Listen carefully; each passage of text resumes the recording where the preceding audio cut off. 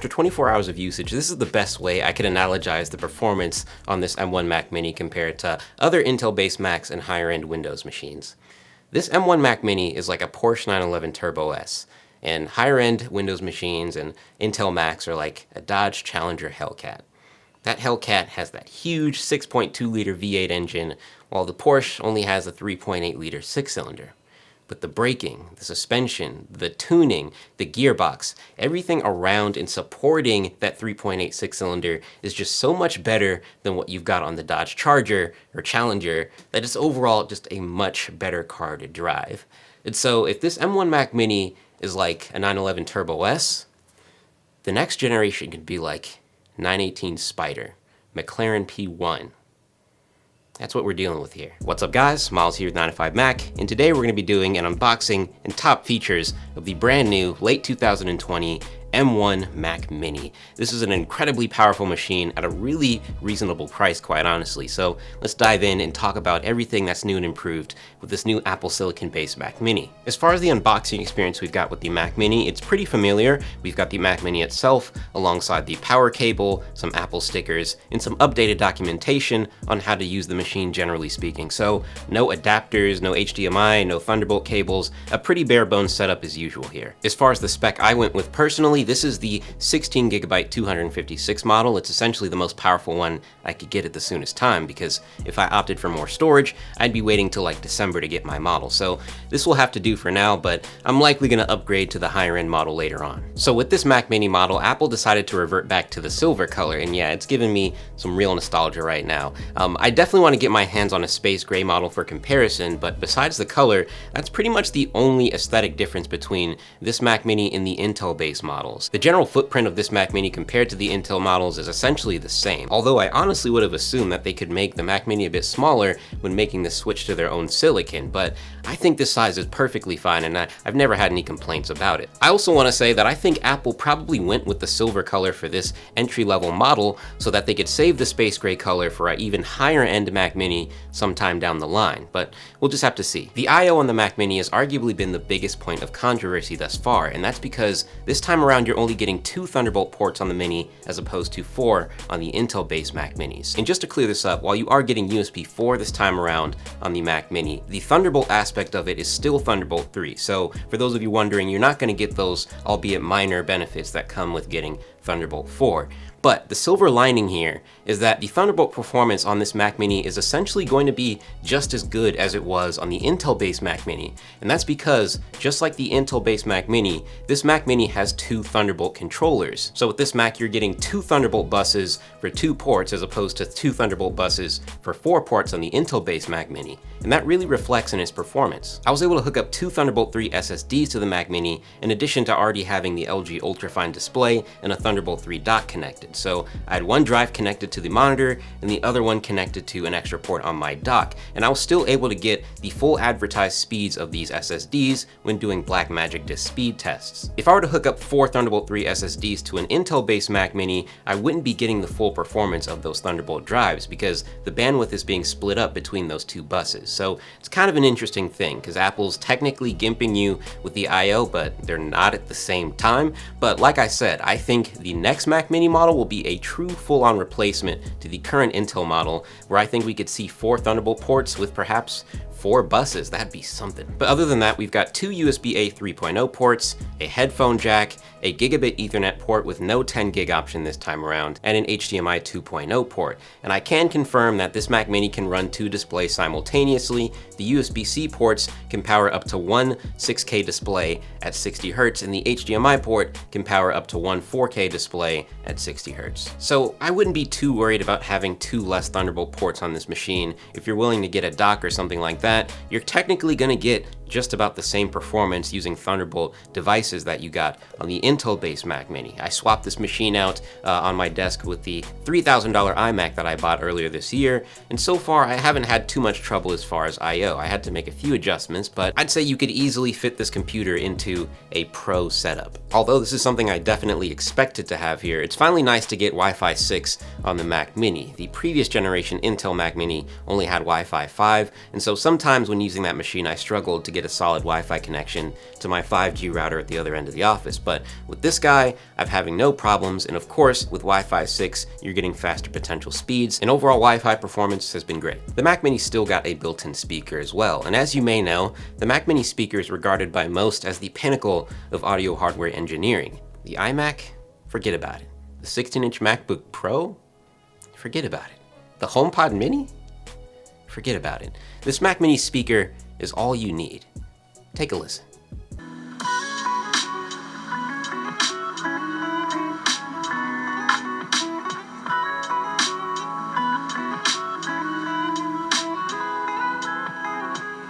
Yeah, no, it's still got a trash speaker. I'd say literally anything you could buy online or on Amazon or at Best Buy or something would be better than this. Even for the most basic user, this is pretty insufficient. I'd say a $20 to $50 purchase towards some speakers could go a long way.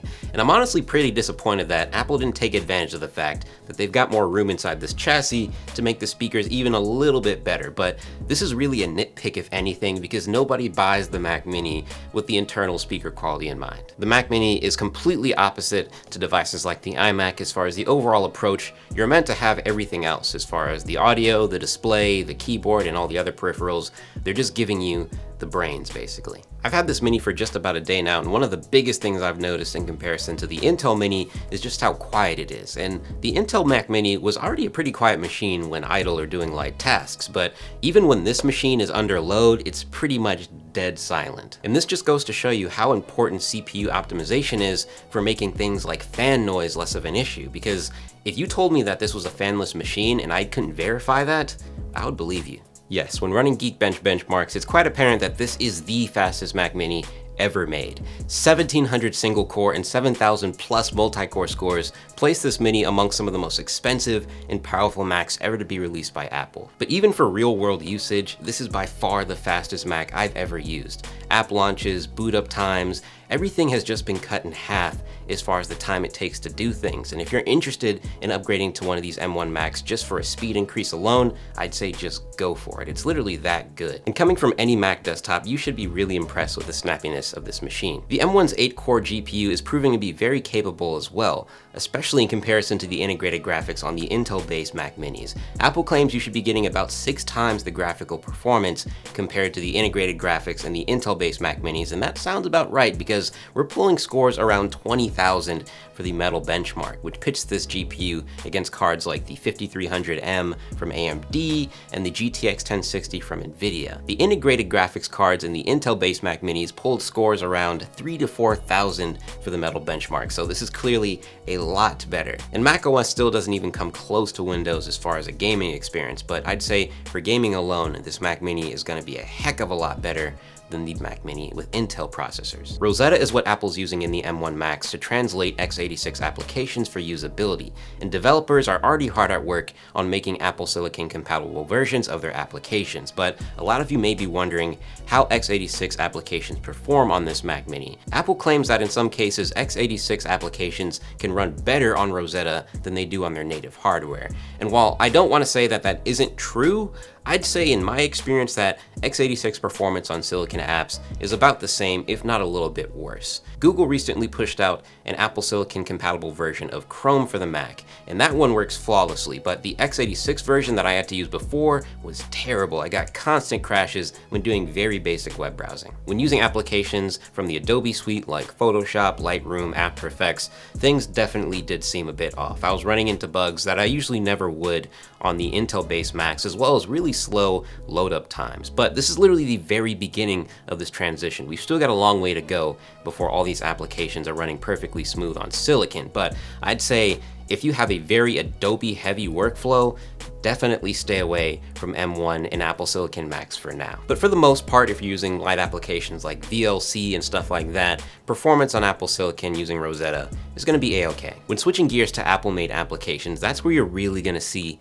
the M1 shine. Safari is literally as fast and as capable as it's ever been, loading up web pages, having multiple tabs open. Safari performs amazingly. Using Safari on M1 makes me feel like I have a faster internet internet connection than I really do because pages load up that much faster, but that's just all internal hardware optimization. I can run multiple YouTube tabs at 4K resolution without bogging down the machine at all, and that just goes to show you how much bandwidth you're really getting with these M1 machines. When digging into performance in Final Cut Pro, I've been absolutely blown away with what this Mac Mini can do. For example, within a 4K timeline, I can play back 10-bit H.265 video in 4K or 8K resolution with little to no frame drops, no transcoding required, and that's literally something that no other Intel-based Mac could do. Meaning, you could go out and spend $55,000 to fully spec out a Mac Pro, wheels and all, and it's still not going to perform the same way this $800 Mac Mini can. So far in my testing, I've been able to export more standard 4K and 1080p H.264 Rec. 709 footage in faster than real time, which is really awesome. And if you want to see a video dedicated to Final Cut performance on the M1 or the Mac Mini specifically, let us know with a comment, but so far, so freaking good. This has been the fastest experience I've had with Final Cut Pro ever, and all of that from a Mac Mini. Who would have thought? Logic Pro performance on the Mac Mini with M1 has been great as well. I have experience creating music with Logic because I am a percussionist, but my day-to-day use of Logic mostly consists of just bouncing a bunch of high-quality audio files when I do voiceovers, and for that, I'd say it's definitely been faster than what I've experienced on my Intel Macs, and it wasn't slow on my Mac Mini or my iMac at all, but it's definitely faster with this M1 chip. Overall, you can really tell how much time Apple put into making sure that their Pro suite of apps not only works well with Apple Silicon, but works better with Apple Silicon. I've been thoroughly impressed with the performance I've been getting for all of my daily apps. Logic Pro users, Final Cut users, if you're looking to upgrade, this is probably the machine you need. Overall, this new Mac Mini with M1 has been extremely impressive thus far. The only downsides I've really encountered have been software-related issues, and that's just because certain programs and applications quite simply aren't optimized for M1 yet. But this is an amazing first step in what could be a revitalization for the Mac Mini line that we haven't gotten in a long time. And while this Mac Mini wasn't designed to be the professional workhorse per se, it kinda is. At least it performs like it. These are still very early days, and I definitely don't want to be the guy who plays with it for a few hours and puts out a review.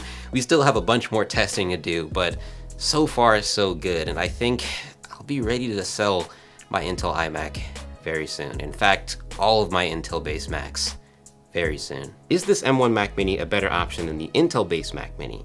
Well, I think it heavily depends on what your workflow is like. Like I said, if you heavily depend on x86 applications, especially like the Adobe suite, hold off for a while. But if you want a new machine like now, then just make the switch because the apps will be updated eventually. Those Type-C ports, while fewer in numbers, are essentially going to get you the same performance because you're getting 2 Thunderbolt buses, just like on the Intel-based Macs. I'd say the only objective perk of the Intel-based Mac Mini at this point, besides the extra Type-C ports, is that 10 gigabit Ethernet option. If you're using Mac Minis to run a server farm, then I'd say hold off for now, but otherwise, I'd say make the jump. Will the Intel Mac Mini with an eGPU perform better than the graphics in the M1 chip? Generally speaking, no. An eGPU allows you to connect a full-size desktop-class graphics card to the Mac via Thunderbolt, but as good as Thunderbolt is, 40 gigabits per second isn't enough to fully take advantage of the power you've got inside that graphics card, meaning you could go out and spend $500 or $600 on a graphics card, but through Thunderbolt 3, you're really only going to be getting $200 or $300 worth the performance. And I'd say that $200 to $300 worth of performance is not going to compete with the optimization of the GPU in the M1. Do eGPUs work on M1 Macs? Well, no, they don't. If I have a higher-end Intel Mac already, like a Mac Pro or iMac, should I upgrade? Well, that still also really depends on your workflow.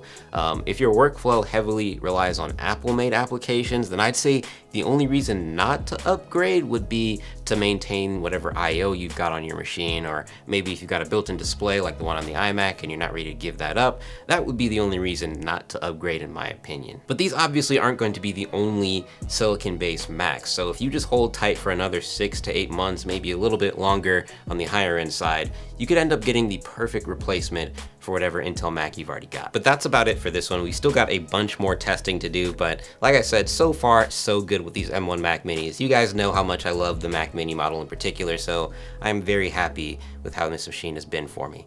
If you have any questions or specific comments related to the M1, please leave them down in the comment section below, and I'll try to address them as we're working on the full reviews for these devices. Jeff should have his MacBook coverage up pretty soon, and if you haven't checked out our iPhone 12 Pro and Pro Max review, we just uploaded that as well. I'd really appreciate you guys checking that out. Put a lot of work into that one. But that's about it. Thank you all for watching. Make sure to subscribe for future content like this, and I will talk to you guys in the next one.